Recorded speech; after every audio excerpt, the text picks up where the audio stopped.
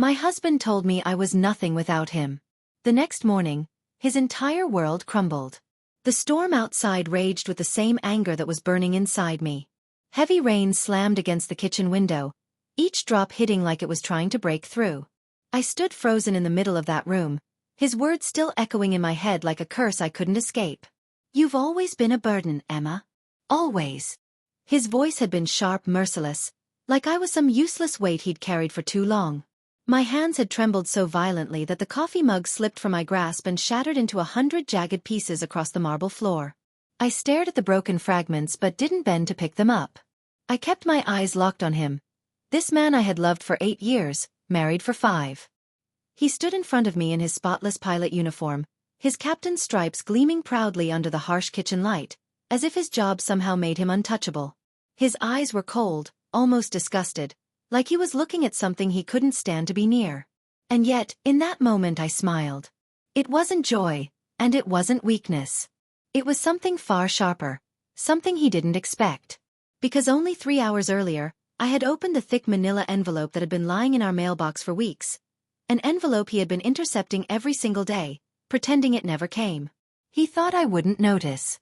He thought I was too dependent, too naive, too fragile to question him. But he was wrong. That envelope held photographs. The kind that could ruin a man. The kind that told a story he had been desperate to keep hidden. "Is something funny to you, Emma?" His voice sliced through the tension like a blade, colder than the storm outside. He sounded exactly like he did when he dealt with rude passengers, polished on the outside but laced with venom underneath. "Did you even hear what I just said?" I had heard every single word. But what he didn't know, what he couldn't even imagine, was that I had been hearing things for weeks. Whispers in the night when he thought I was asleep. Muffled conversations in his office. Lies disguised as work trips. And now I had proof that his secrets weren't just suspicions in my head, they were real. "I heard you," I whispered, my smile never fading, though my heart was pounding so hard it felt like it might crack my ribs. His brow furrowed at my calmness. He expected tears, begging, maybe even silence. What flickered in his eyes for a brief second wasn't anger. It was uncertainty. Maybe even fear. And he should have been afraid. Because while he thought he was ending our marriage with his cruel words, I was already 10 steps ahead of him. The thunder roared outside, rattling the windows as if the house itself knew a storm was brewing inside it too. He straightened his uniform jacket, his chin tilted high in arrogance, but his voice carried a crack he tried to hide. "You think you can smile your way through this, Emma? You think this little act changes anything? You are nothing without me. Nothing." I took a step closer, closing the space between us, my eyes locked on his. "Careful what you say, Daniel," I said softly, almost tenderly. "Because tomorrow, you're going to understand exactly what it feels like to lose everything." The words left my mouth like a quiet prophecy. He didn't know yet that his carefully built lies were about to collapse like a house of cards. He didn't know yet that the woman he thought was weak had been quietly gathering strength, evidence, and resolve. He didn't know yet that his entire world, his career, his reputation, his perfect double life, was about to crumble beneath his own arrogance. And I was going to be the one holding the match. That night, Daniel pretended like nothing had happened. He loosened his tie, poured himself a glass of whiskey, and turned on the TV as if his words hadn't just shattered the foundation of our marriage. I sat on the couch across from him, silent, my hands clasped tightly in my lap. The rain outside had calmed, but inside me, the storm was only beginning. "Emma," he said casually, not looking at me, his eyes fixed on the glowing screen, "don't start sulking. You always make things dramatic." I swallowed hard, forcing myself to keep my face neutral. For years, I had let his words cut me down, chipping away at pieces of me until I barely recognized the woman in the mirror. He had trained me to stay quiet, to doubt myself, to accept his coldness as if it was normal. But not anymore. Not after what I knew now. I let my gaze drift to the envelope hidden under a stack of books in my nightstand upstairs. The photographs inside it were burned into my mind. Daniel with her. His hands on her waist in a hotel lobby. His lips pressed against hers outside a restaurant. His smile, the same smile that once belonged only to me, now shining for someone else. "Do you remember?" I asked suddenly, my voice steady though my chest ached. "The night we met?" His glass paused halfway to his lips. He glanced at me briefly, then shrugged. At the airport. Your flight was delayed. You offered me your jacket, I continued softly. I thought you were the kindest man I'd ever met. I thought you'd never hurt me. He gave a dry laugh, bitter and mocking. People change, Emma. Life changes. Don't be so naive. Naive. The word lingered in the air like poison. I stared at him, this man who once held my hand through thunderstorms, who kissed me awake every morning, who promised me forever. And now here he was, dismissing me like I was a child. When he finally went upstairs to bed, leaving his half-empty glass on the table, I stayed behind. The quiet of the house wrapped around me, heavy and suffocating. My hands shook as I reached for my phone and opened the photo gallery again. I didn't need to look. I already remembered every detail, but somehow, I couldn't stop myself. Each picture was like a stab to the chest, yet it fueled something deep inside me. I wasn't going to cry anymore. I wasn't going to beg him to choose me. Instead, I was going to take everything he thought I couldn't. The next evening, we attended a company dinner together. Daniel insisted I come, perhaps to keep up appearances, perhaps because he still believed I had no clue what he was hiding. I wore the black dress he'd bought me for my birthday the month before, and I painted a smile across my face so convincing even I almost believed it. You look beautiful tonight, he said, adjusting his tie in the mirror before we left. His reflection met mine with that same dazzling smile that had once made me fall in love with him. I forced a smile back. Thank you. The ballroom sparkled with chandeliers and soft music. Familiar faces greeted us. Colleagues, flight attendants, managers. I played my role as the supportive wife, smiling, laughing, making small talk. But the moment we walked in, my eyes caught her. She was impossible to miss.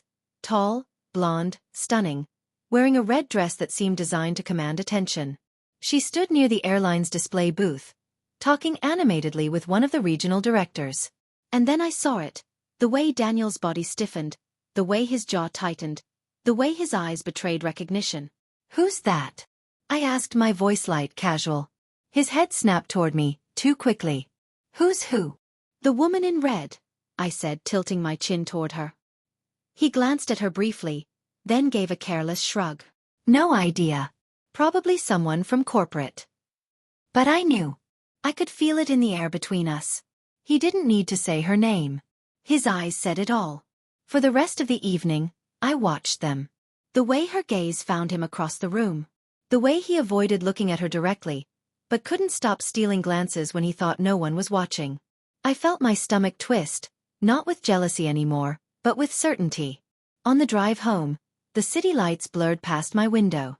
Daniel kept one hand on the wheel, the other tapping against his thigh, restless. You're quiet, he said, his tone light, forced.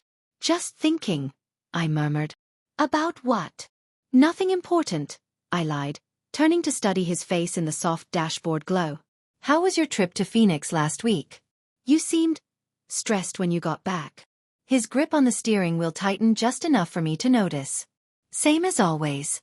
Difficult passengers, weather delays. You know how it is. But I didn't know. Not anymore. Because 3 months ago, he'd stopped telling me about his trips. He'd stopped sharing the little stories, the small details, the pieces of himself he used to give so freely. He had become a stranger in the seat beside me, a stranger who carried secrets I was finally beginning to uncover. When we got home, he disappeared into his office under the excuse of paperwork, shutting the door behind him. I lay in bed alone, staring at the ceiling, listening to the faint sound of his muffled voice drifting down the hall. His laugh, the same laugh that used to make me melt, now felt like a dagger. I turned on my side, my eyes burning, and whispered to myself into the silence. This isn't love anymore. This is war. 2 weeks later, I was folding laundry when the first real crack in his mask appeared. Daniel's uniform pants lay across my lap, and as I slipped my hand into the pocket to check for loose change, I found it, thin paper, almost weightless, but heavy enough to knock the air out of me. A restaurant receipt. Dinner for 2 at La Bernardine, one of the most expensive restaurants in the city. A place so far out of reach that I'd only ever seen it in glossy magazines. A place I once suggested for our anniversary, and Daniel had laughed, saying, We should be practical with money, Emma. 2 trace. A $300 bottle of wine. The date matched his last Phoenix trip. My hands trembled as I stared at the slip of paper. My stomach knotted so hard it felt like I couldn't breathe. In 8 years together, Daniel had never once taken me somewhere like that. Not even close. I sat on the edge of the bed, the receipt burning in my palm like it wanted to scream the truth out loud. My chest ached, my head spun, and all I could think was, who was she with you that night? What did you laugh about over that bottle of wine? Did you hold her hand across the table the way you used to hold mine? His voice carried up the stairs suddenly. Emma, you home? My heart jumped into my throat. With shaking fingers, I shoved the receipt into the back of my dresser drawer, hiding it like a dirty secret. Just finishing the laundry, I called back, forcing my voice steady. He appeared in the doorway a moment later, his smile stretched tight, too practiced. His eyes flicked to the laundry basket, then back to me. Find anything interesting? The question was casual. Too casual. I forced a laugh, holding up a pen I'd fished out of his pocket. Just the usual. Gum wrappers, loose change. Nothing worth keeping. Relief flickered across his face for only half a second, but I saw it. That tiny flash told me more than any words could. He thought he'd dodged a bullet. That night at dinner, I tested the waters. I twirled pasta on my fork and said lightly, I heard Charlene mention they're hiring for the Phoenix route. Said the layovers are longer there. More time to explore the city. His fork froze midair. Just for a moment. But enough. Then he muttered, Charlene talks too much. She said the crew really likes those trips. It's just work, Emma. Nothing exciting. But his phone buzzed just then. His eyes darted to the screen, and I watched his face change. So fast, so raw, that it made my skin crawl. He pushed back from the table abruptly. I need to take this. I sat there alone, staring at his untouched plate while my pasta turned cold. And for the first time, I admitted it to myself. My husband was no longer mine.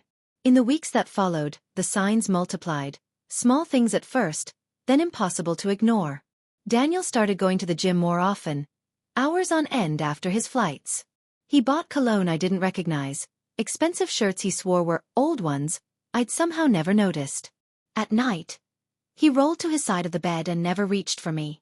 In the mornings, his kisses vanished, replaced with a quick nod or a distracted, see you later.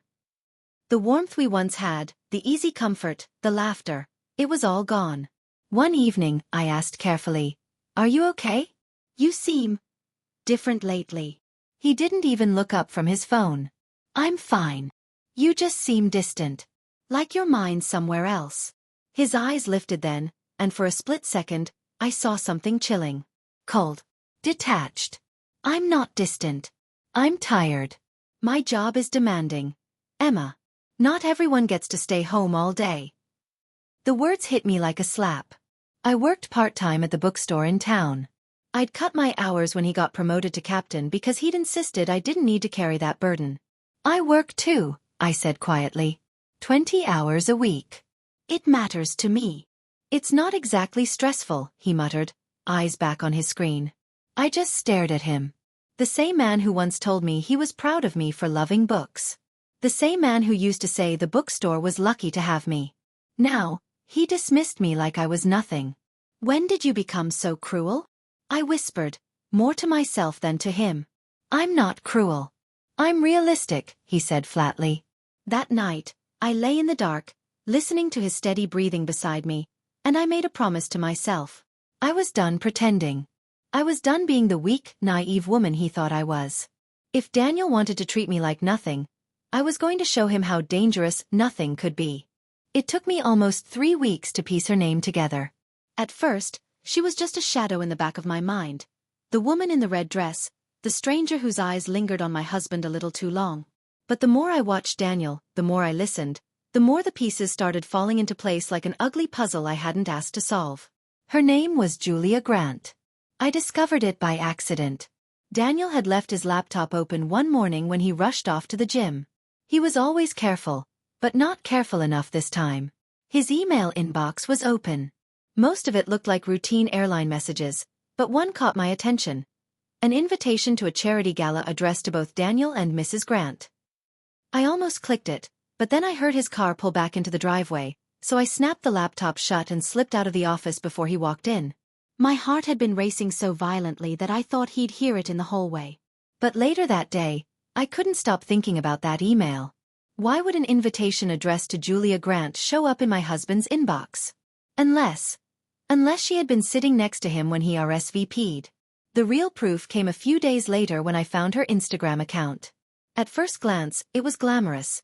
Fancy restaurants, luxury hotels, cocktails by pools I'd only seen in magazines. But I looked closer, and there he was. Daniel. Not in the foreground, never posed, never obvious. But reflected in a window. Walking behind her in a mirror. His hand, his watch, his profile, barely visible, but him. My blood turned cold. Scrolling through her feed was like falling into a nightmare I couldn't wake from. The expensive dinners he said were crew outings. The weekend getaways he swore were conferences. The delays he claimed were weather-related. They were all there, documented in glossy photographs with Julia's smiling face at the center. And then there was the post that broke me completely.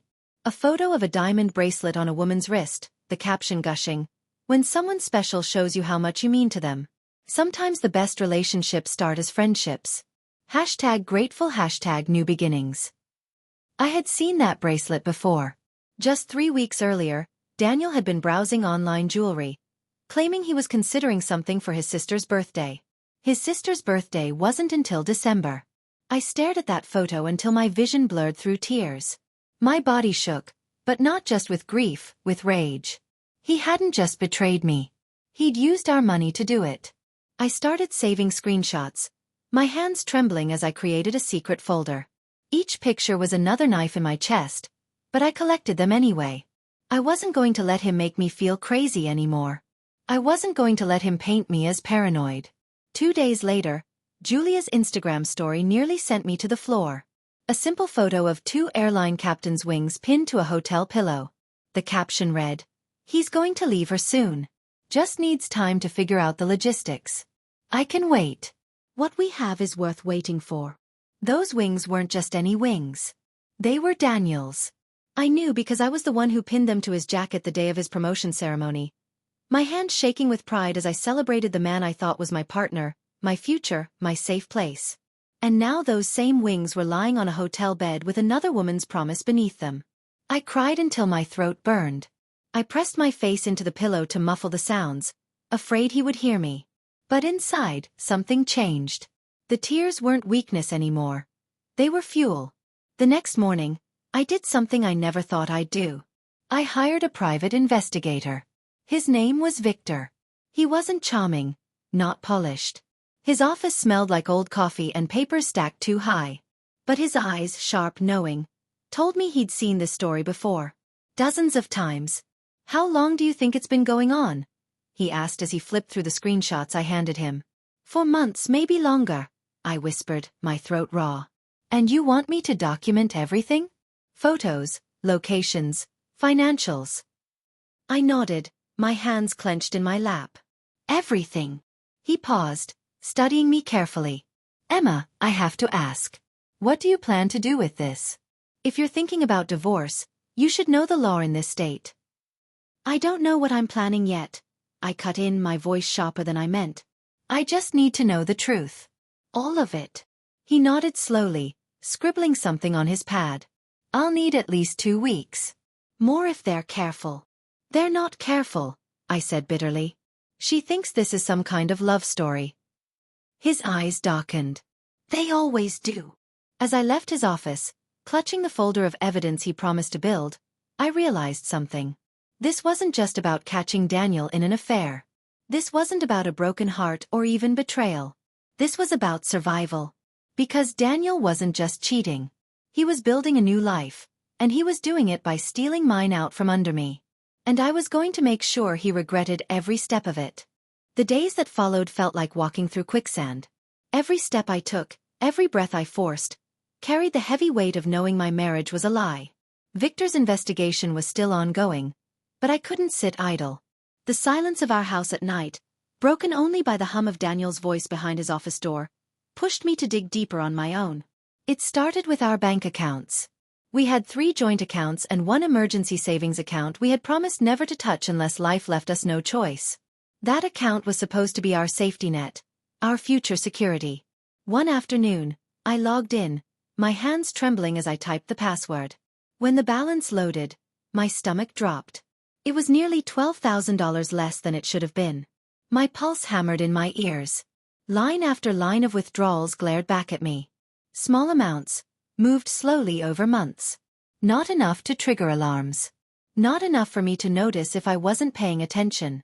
But altogether? It was thousands.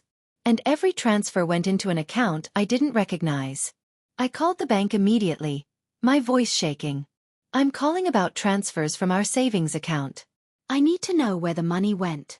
I'm sorry, Mrs. Carter, the clerk said gently, but I can't share details about accounts that aren't in your name. But it was our joint savings, I insisted, my frustration spilling out. My name is on that account. That money belongs to both of us. I should at least know where it went. Ma'am, I understand your concern, but the receiving account isn't under your ownership. Bank policy restricts us from disclosing further information. Her words blurred in my head as my throat closed. I thanked her numbly and hung up, staring at the printout in my hands. Daniel wasn't just buying dinners or jewelry. He was draining the very foundation of our future, piece by piece, behind my back. And suddenly I understood. This wasn't about love. This wasn't even about Julia. This was about destruction. Daniel was planning to leave me with nothing. That night at dinner, I studied him carefully as he told me some half-baked story about difficult passengers and bad weather. He never looked me in the eye anymore. His fork clinked against his plate, his phone buzzed beside him, and he acted like my presence was just background noise. I wanted to scream across the table. I know what you're doing. I know you're stealing from me. I know you're planning to throw me away. But I didn't. Not yet. Instead, I excused myself and slipped upstairs, locking the bathroom door. With shaking hands, I dialed Victor's number. Victor, I whispered, my voice cracking, I need you to speed things up. And I need you to dig into financials, too. Bank accounts. Credit cards. Everything. There was a pause, then his steady voice. That'll cost extra. I don't care what it costs. Just do it. Because in that moment, I realized something terrifying. This wasn't just infidelity. This was war on my entire life. While Daniel kissed Julia in hotel rooms, he was planning my downfall at home. While he smiled at me across the dinner table, he was pulling threads from the very fabric of our marriage, unraveling everything until I would be left with nothing but ashes. But what he didn't know, what he couldn't possibly see, was that I wasn't the fragile woman he believed I was. Yes, I had been quiet. Yes, I had trusted him too much. Yes, I had looked away from the warning signs. But I was done. I was no longer just a wife betrayed. I was a woman preparing for battle. And by the time he discovered that, it would already be too late. Victor's report arrived on a Thursday morning, slipped quietly into my hands by a courier while Daniel was away on a 3-day rotation. The envelope felt heavier than it looked, thick with secrets that would either break me completely or finally set me free. For a long time, I just stared at it on the kitchen table, my coffee going cold beside me. My fingers itched to tear it open, but my heart wasn't ready. When I finally did, the first thing I saw were photographs. Daniel and Julia sitting at a restaurant, their hands stretched across the table, fingers intertwined like lovers in a movie. Daniel kissing her outside a hotel, his arm possessively around her waist. Daniel, the man I had shared vows with, leaning into a jewelry store window with her, their faces lit with joy as they pointed at rings. Engagement rings. The coffee cup rattled in my hand so hard that I had to set it down before I shattered it too. My stomach lurched. Engagement rings meant he wasn't just fooling around. He wasn't just cheating for the thrill. He was planning a life with her. A life where I didn't exist. I forced myself to keep reading. The next section of the report was worse. Pages of bank statements, financial records, and documents I couldn't even begin to understand fully. But the numbers screamed loud enough. Daniel hadn't just been moving small amounts of money. He had opened a separate account in his name only and had been transferring money steadily for 6 months. And then I saw it. The lease papers for an apartment in downtown Phoenix. A one-bedroom apartment. His name written clearly at the bottom. It was undeniable now. He wasn't just having an affair. He was building a new life. My chest tightened until it hurt to breathe, but I kept going. Because I had to know. I had to see how deep this betrayal ran. The final section of Victor's report stopped me cold. Copies of text messages between Daniel and Julia, obtained through methods Victor didn't bother to explain. I read them once. Then twice. Then a third time, each pass sinking the knife deeper. Daniel. The house is almost paid off. Once I can get Emma to sign the refinancing papers, I can pull the equity without her knowing. Julia. Are you sure she won't suspect? Daniel. Emma isn't exactly suspicious. She trusts me completely. Always has. Julia. What about her job? Won't she fight for support? Daniel. What job? She works part-time at a bookstore. Any lawyer will see she's been living off my income for years. I'll make sure she looks like a gold digger. Julia. Maybe we should wait until after the divorce to go public. Daniel. Why? She'll find out eventually. Better to rip the Band-Aid off. She can't do anything. She has no money, no career, no leverage. She's completely dependent on me. Always has been. Julia. Poor thing. She really has no idea, does she?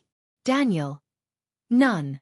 And by the time she figures it out, it'll be too late. The paper slipped from my hands as tears blurred my vision. My whole body shook, not just with grief but with something darker, sharper. Anger. He wasn't just leaving me. He was planning to destroy me, financially, emotionally, completely, while making sure the world believed it was my fault. He was rewriting our story into one where I was the villain and he was the hero. And the worst part? I had already signed the refinancing papers 6 weeks ago, smiling like a fool as he told me it would lower our monthly payments. I hadn't even read the fine print. I had trusted him. The walls of our kitchen closed in on me. My breath came fast, shallow, like I was suffocating. I picked up my phone with shaking fingers and dialed Victor. How bad is it? He asked as soon as he answered. His voice low, steady, like he already knew. Worse than I thought. I whispered, my throat tight. He's been planning this for months. He wasn't just cheating. He's been plotting to ruin me. Victor was silent for a long moment, then said softly, I'm sorry, Emma. I know this isn't what you wanted to hear. But something inside me shifted. My voice, though trembling, came out steadier than I felt. No. It's exactly what I needed to hear. Because now I know the whole truth. And that means I can finally plan too. I hung up and sat very still at the table. For so long, Daniel had made me feel small, weak, incapable of surviving without him. But now I realized, he had underestimated me. He thought my love made me blind. He thought my trust made me powerless. But he was wrong. I wasn't powerless. And I wasn't done. That night, when Daniel came home, he greeted me with the same practiced smile, kissed my cheek like nothing was wrong, and told me he was starving. I served him dinner, listened as he lied about his flight delays, and smiled at all the right moments. Inside, though, I was a different woman. Inside, I was no longer his obedient wife. Inside, I was fire waiting to burn everything he had built. And soon, very soon, Daniel Carter was going to learn what it felt like to lose everything. The night I read Victor's report, I didn't sleep. I lay awake in the dark, staring at the ceiling, listening to Daniel's slow, steady breathing beside me. He looked peaceful, innocent even, the faint glow from his phone screen reflecting off his face before he finally drifted off. How many nights had I watched him sleep and thought, this is home, this is safety. And now, I looked at him and thought, this is the man planning to destroy me. I slipped out of bed quietly, careful not to wake him, and padded barefoot into the living room. The house was silent, but my mind was loud. So loud I thought it might explode. I sat on the couch, hugged my knees, and whispered into the empty room. He thinks I'm weak. He thinks I'll just break. But I wouldn't. That night, I made myself a promise. If Daniel was planning to leave me with nothing, I was going to take everything from him first. The next day, I went back to the bookstore where I worked part-time. I shelved books, rang up customers, smiled when I needed to, But inside, I was building a plan. Books had always been my escape, but suddenly, they became my teachers. I skimmed through guides on personal finance, on investments, on law. I paid attention when regular customers talked about real estate or business. I asked questions I never would have dared before. And then came the most unexpected help of all. Nina, the 22-year-old college student who worked evenings at the store. She had purple hair, a laptop covered in stickers, and a confidence I envied. One night, as she was closing her computer, I blurted out, "Can you teach me about digital stuff?" She tilted her head. Digital stuff? Like, how to trace things online, how to recover deleted files, that sort of thing. Her eyes narrowed. That's pretty advanced. Why do you need to know that? I looked away, my throat tightening. I'd never told her about Daniel, but she was smart. Too smart. After a moment, her face softened.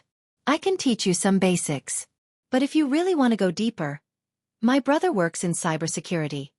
He owes me a favor. 3 days later, I found myself sitting across from her brother Tyler in a quiet corner of a coffee shop. He didn't look like a hacker. Just an ordinary guy with wire-rimmed glasses and a calm, serious face. But when he slid a brand new phone across the table to me, my pulse spiked. "First rule," he said, "never use your regular devices for anything you don't want traced. This phone is clean. Paid for in cash. Registered under a fake name. If you're going to dig into something, use this." I hesitated, touching the phone with trembling fingers. "Is this even legal?" "Everything I'm showing you is legal," he said evenly.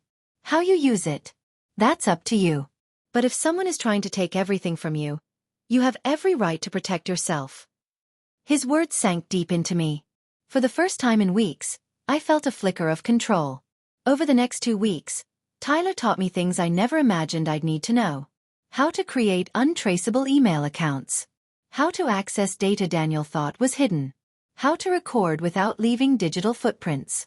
He taught me how to pull back curtains Daniel thought were sealed shut.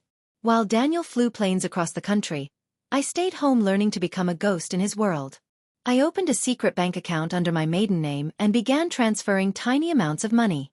$20 here, $50 there. Nothing large enough to trigger alarms, but little by little, a safety net started to grow. I made copies of every important document in the house. Our marriage certificate, mortgage papers, insurance policies, tax returns. I tucked them away in a safe deposit box Daniel didn't know existed. And then I began recording. The first time happened by accident. I had left the clean phone Tyler gave me on the kitchen counter, and it automatically started recording when Daniel called. His voice filled the kitchen as I stirred pasta. "Sorry, babe. Weather delayed us in Seattle. Won't be home until tomorrow afternoon." I smiled bitterly at the phone, even as my chest ached. "That's okay. I understand. You're the best. I don't know what I'd do without you." But then faintly in the background of the call, I heard it, Julia's voice. Clear as day. "Daniel, hurry up. Our dinner reservation is in 20 minutes. My hand froze on the spoon. He wasn't in Seattle. He wasn't delayed. He was with her. Lying to my face as easily as breathing. That was the moment I knew. I had him. From then on, I collected everything. Recordings of phone calls. Screenshots of messages Tyler helped me recover. Messages Daniel thought were gone forever. Bank statements. Emails. Lies stacked upon lies, evidence piling higher every day. And as I gathered it all, something inside me shifted again. The grief didn't vanish, it was still there, heavy and sharp, but it was joined by something stronger. Resolve. Daniel had been conditioning me for months, maybe years, to believe I was nothing without him. He made me doubt my worth, my intelligence, my ability to stand alone. He thought he had broken me down so far that I'd never rise again. But he had underestimated me. The same books he once mocked me for loving had taught me about resilience. The same boring job he belittled gave me allies who opened doors I never knew existed. And the same love he had taken for granted had now transformed into the fire I would use to burn his double life down.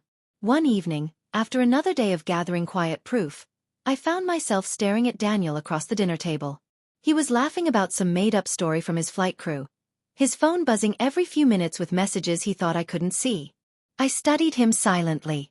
This man, once the center of my world, had become a stranger sitting across from me. And for the first time, I didn't feel fear. I didn't feel desperation. I felt power. Because while he thought I was still the trusting wife, sitting quietly in the shadows, I was already steps ahead. And soon, he was going to realize that the woman he called nothing was about to become his everything. His downfall, his reckoning, his ruin. I chose the moment carefully. Timing was everything. Daniel had just returned from another so-called delayed flight. I knew from Julia's Instagram stories that it wasn't a flight at all. They had spent 2 days at a luxury resort in Sedona, sipping champagne and smiling into sunsets. He walked into the kitchen that evening with a bounce in his step, humming under his breath like a man who thought life was perfect. The smell of roasted chicken filled the air. I stood at the counter, chopping vegetables, my back to him. He slipped his arms around my waist from behind, kissed my cheek, and murmured, "Smells amazing. You're incredible, you know that." His touch felt like sandpaper. I turned, offering him the same warm smile he had seen for years. "Just taking care of my husband." "Lucky man," he said, winking as he poured himself a glass of wine. "Yes," I whispered, my smile holding steady. "You are." We ate dinner together, and the scene played out like countless nights before. He told me stories about his flights, fabricating details so smoothly that anyone else might have believed him. I asked about his crew, about the turbulence, about layovers, pretending to soak it all in. He lied effortlessly. I smiled and nodded, like the perfect wife he thought I still was. But under the table, my phone was recording every word. After dinner, he stretched out in his favorite chair with a second glass of wine. I curled up on the couch, book in hand, though I wasn't reading. I was watching him. Watching the way his fingers danced across his phone screen. Watching the little smirk tug at his lips every time it buzzed. Finally, I asked softly, "Daniel, can I ask you something?" He looked up, half distracted. "Of course. Are you happy with our marriage?" His phone stilled in his hand. For a flicker of a moment, his face gave him away. Guilt, annoyance, something dark, but it was gone almost instantly. "What kind of question is that?" "I don't know," I said, my voice trembling just enough to sound genuine. "Lately you seem distant. Like your mind is somewhere else." He leaned back, sighing dramatically. "I'm fine, Emma. Just work stress." "You're overthinking again." I bit my lip, letting my eyes drop like a woman full of doubt. "Because if something was wrong, if there was someone else, you'd tell me, right?" His entire body tensed. He forced a chuckle, shaking his head. "Emma, you're being paranoid. There's no one else. I'm committed to this marriage." The irony nearly made me laugh. He said it while his thumbs danced across his phone, no doubt sending Julia another message. The little smirk returned to his lips. "You're right," I whispered, lowering my gaze. "I'm sorry. I don't know why I'm being so insecure lately." "It's okay," he said, reaching over to pat my knee like I was a nervous child. "You just need to trust me more." I looked up at him, my eyes wide and soft, exactly the way he wanted to see me. "I do trust you. Completely." "Good." He smiled, satisfied, and went back to his phone. I sat there for another hour, watching him lie with every breath, every tap of his fingers, every little grin he thought I didn't notice. And when he finally stood, yawning, and said he was going to bed, I stayed behind. "You coming?" he asked from the doorway. "In a minute. I want to finish this chapter." "Don't stay up too late." "I won't," I said sweetly. But I didn't sleep at all. I sat on the couch long after the house went quiet, staring at the life we had built together, saying goodbye to it in my heart. Because tomorrow, everything was going to change. Tomorrow, Daniel was going to learn that the woman he called nothing was about to become his worst nightmare.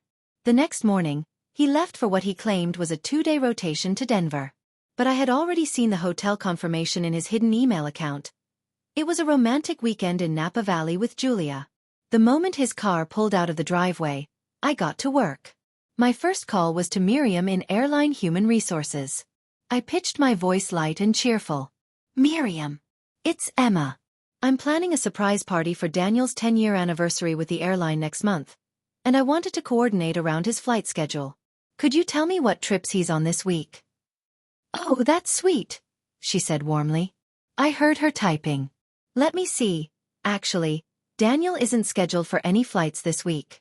He requested personal leave through Friday. My stomach dropped, even though I expected it. Yes, he put in the request about a month ago, she added. Said it was for a family emergency.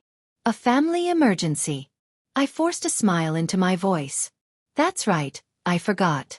Thank you so much, Miriam. You're a lifesaver. The second call was to Julia's husband's company. I had done my homework. Julia was married to Richard Grant, a powerful businessman Daniel often pretended to fly. Grant Industries, how may I help you? A polite receptionist answered. Hi, this is Emma Carter. My husband, Captain Daniel Carter, often flies Mr. Grant for business. I just needed to confirm an upcoming schedule. Ma'am, the woman said, almost amused, Mr. Grant doesn't travel commercial. He owns his own jets. Has for years. My grip tightened around the phone. Of course. I must have been mistaken. Thank you. When I hung up, my hands were trembling. Daniel had lied about everything. He wasn't flying Richard anywhere. He was just using the man's name as a cover. The third call was the hardest. Mom. My voice cracked as soon as she answered. Emma, honey? I wasn't expecting to hear from you. Are you okay? No, I whispered, tears stinging my eyes. Not at all. I told her everything, about the affair, about the money, about the texts planning my destruction. She listened silently, her soft breathing the only sound on the line. When I finished, there was a long pause before she said gently, What do you need from me? Maybe a place to stay. Just for a few weeks, while I figure things out. You can stay as long as you need. But Emma, what are you planning to do? I wiped my eyes, my voice steadying. I'm going to make sure he never does this to anyone else. Be careful, sweetheart, she whispered. Don't do anything that could hurt you in the end. I won't, I promised. But even as the words left my mouth, I knew I wasn't being honest. Because what I was planning wasn't just about survival anymore. It was about justice. And Daniel Carter was about to learn that underestimating me was the biggest mistake of his life. By Saturday morning, everything was in place. Tyler had helped me set up the systems, walking me through every detail until even he admitted I was ready. We sat at my kitchen table the night before, cables and laptops spread around us, while the storm rumbled outside. Once this starts, he warned, his face serious, it'll move fast. There's no undo button. I thought of Daniel's smug smile. His careless lies. His cruel words. You're nothing without me. I'm ready, I whispered. And I meant it. At exactly 6 a.m., while Daniel was probably still tangled in hotel sheets with Julia, the first wave went out. Emails. Not angry rants. Not messy accusations. Just facts. Cold, undeniable facts. Screenshots of text messages. Photos of Daniel and Julia together. Bank records showing him funneling money from our savings into secret accounts. And most damning of all, audio recordings of his lies, his fabricated flight delays, his promises to Julia that he would leave me soon. The subject line was simple. The real Captain Carter. It went to his entire crew roster. Pilots, flight attendants, ground staff. By 6:15, the same evidence had reached Miriam in HR and the airline's ethics committee. At 6:30, it hit Richard Grant's office, accompanied by pictures of Julia flaunting jewelry Daniel had bought with stolen money, and a timeline proving Daniel had been using Richard's name as cover for his trips. But the message that made my hands steady, that made me almost smile through my tears, was the one addressed to Richard himself. Mr. Grant, I know this will be painful, but you deserve to know the truth. Your wife Julia and my husband Daniel have been carrying on an affair for months. Attached is documented evidence. Photographs, messages, bank records.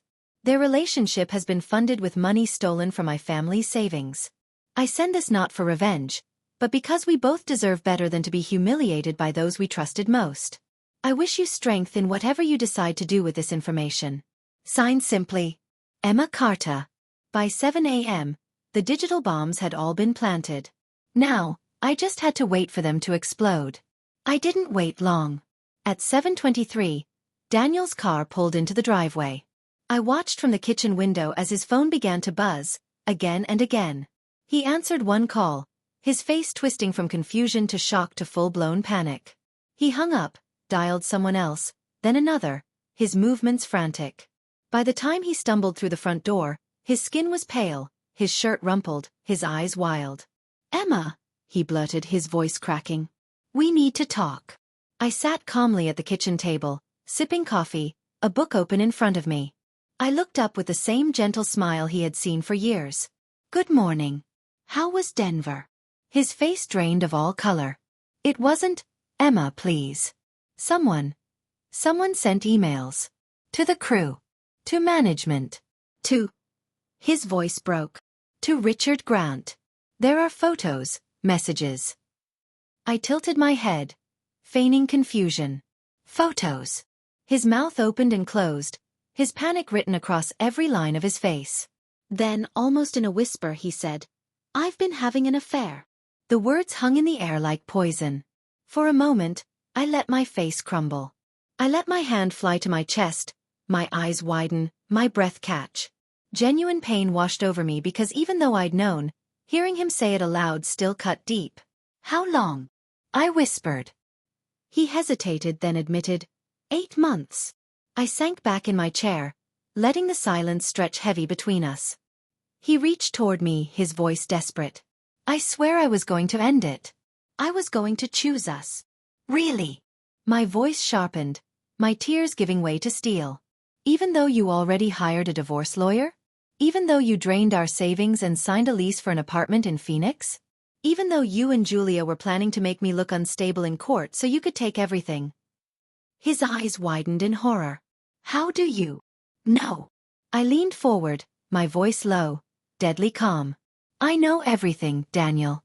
Every lie. Every stolen dollar. Every whisper you thought I couldn't hear." He stepped back as though struck, his hands trembling. "Who are you?" he whispered. I smiled then. The same smile I'd given him the night he called me nothing. "I'm your wife. The woman you underestimated." His phone buzzed again, loud and insistent. "Answer it," I said. He shook his head. "Answer it, Daniel. I want to hear what your new reality sounds like." With shaking hands, he answered. A man's voice roared through the receiver, furious, cutting. Even across the room, I heard Richard's words. Threats of divorce, legal action, disgrace. Daniel stammered, tried to explain, but the call ended abruptly. "That was Julia's husband," I said calmly, folding my hands on the table. "I imagine he's calling his lawyer right now. Did you know he's worth about 50 million? Julia just lost all of it." Daniel stared at me like I was a stranger. His phone rang again, his supervisor this time. The conversation lasted less than 30 seconds. When he hung up, his shoulders sagged in defeat. "They've suspended me. Pending investigation." "Good." He looked at me with something close to hatred. "You've destroyed my life." I stood slowly, meeting his gaze head-on. "No, Daniel. I didn't destroy your life. I revealed it. There's a difference." And then I said the words I had been carrying like a secret weapon for weeks. "I want a divorce." His face crumbled. He opened his mouth, closed it again, then whispered, "Emma, please." But I was already walking away, my steps steady, my heart beating like a war drum. For the first time in months I felt powerful. For the first time in years I felt free. Daniel Carter thought I was nothing without him. But by the time the sun set that day, he finally realized, without me, he was nothing. The weeks that followed were like watching a storm clear after months of darkness. Daniel tried everything. At first he begged.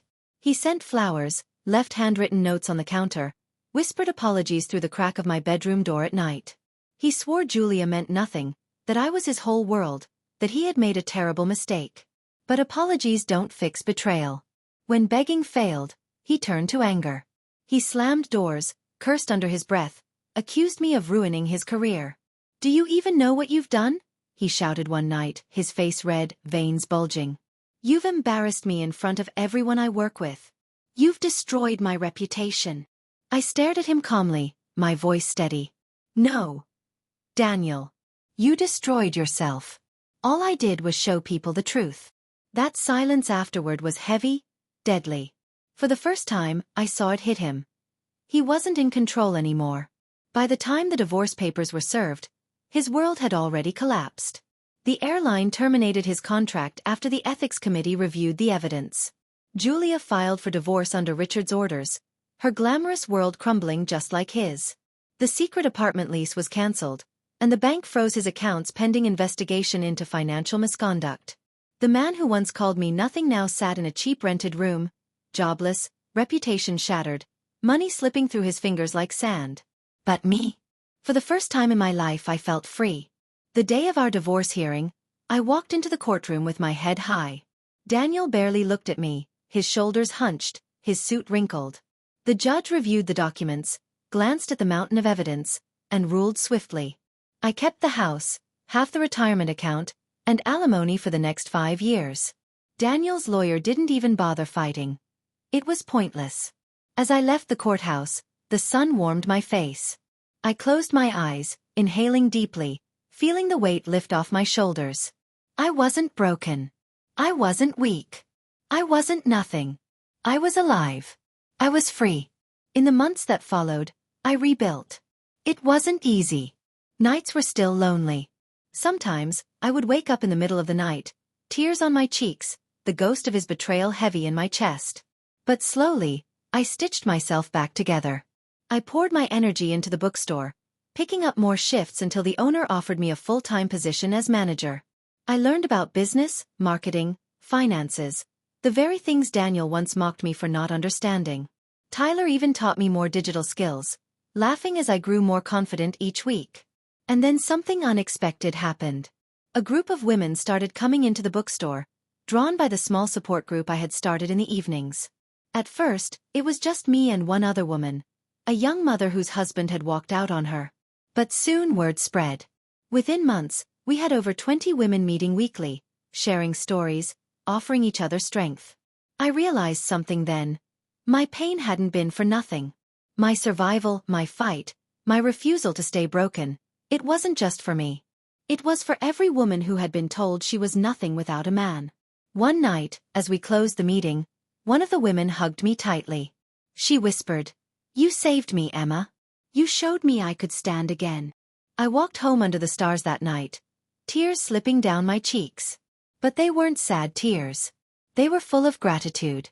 Daniel's downfall wasn't just my victory. It was my transformation. Months later, I saw him by chance at a grocery store. He was thinner, his eyes dull, his clothes hanging loose like they didn't fit right anymore. He froze when he saw me, his mouth opening, then closing again. For a moment, memories rushed back. Our wedding day, our first apartment, the laughter we once shared. But then I remembered the lies, the betrayal, the way he had planned to strip me of everything. So I simply smiled politely, pushed my cart past him, and didn't look back. Because the truth was, I no longer hated him. I no longer needed closure from him. His punishment was already complete, living with the ashes of the empire he built on lies. And me? I had risen from those ashes. Stronger. Wiser. Whole.